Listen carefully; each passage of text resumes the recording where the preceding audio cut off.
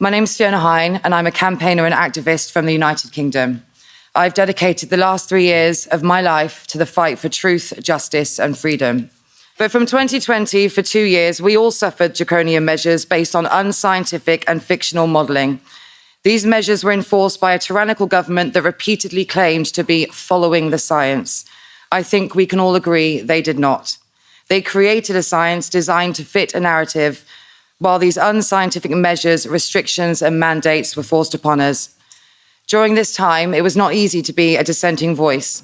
Most of us were censored, silenced, and cancelled, but some of us were arrested, charged, and convicted for exercising our human right to peacefully protest against these cruel and harmful measures. We were isolated, terrorized, and oppressed, and this was their new normal. While dissenting voices were silenced and ridiculed, and people who peacefully demonstrated were criminalized, the masses were coerced and manipulated through the use of behavioral science, fear-mongering, and wartime propaganda. They were forced into taking an experimental vaccine, and this is their new normal. Most recently, I have run a 6-month-long campaign that gave a voice to the COVID vaccine injured and bereaved. Oh, sorry.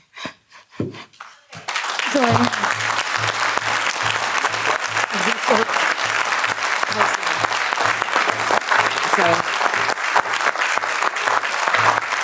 Thank you. So most recently, I've run a campaign for the COVID vaccine injured and bereaved. 2 of those ladies are in the room with us today, one who lost her mother and the other who's injured herself, who campaigned for truth and justice, not just for themselves, but for future vaccine injured, and we know that will come. I've campaigned for 2 years telling people that it would be safer to wait, that to discourage them from needlessly participating in an experiment. Unfortunately, today we see the results of a mass vaccination campaign rolled out globally with no informed consent. They mandated an experimental vaccine. They threatened people with the loss of their livelihoods. And now thousands of people in the UK alone have suffered life-changing injury, while others have been killed. This is their new normal. Our rights and freedoms were stripped from us in a way that we have never experienced before. The very people we may have once believed were democratically elected into their positions of privilege to govern by the people, for the people, committed fraud upon the people. I believe that today this fraud has been exposed.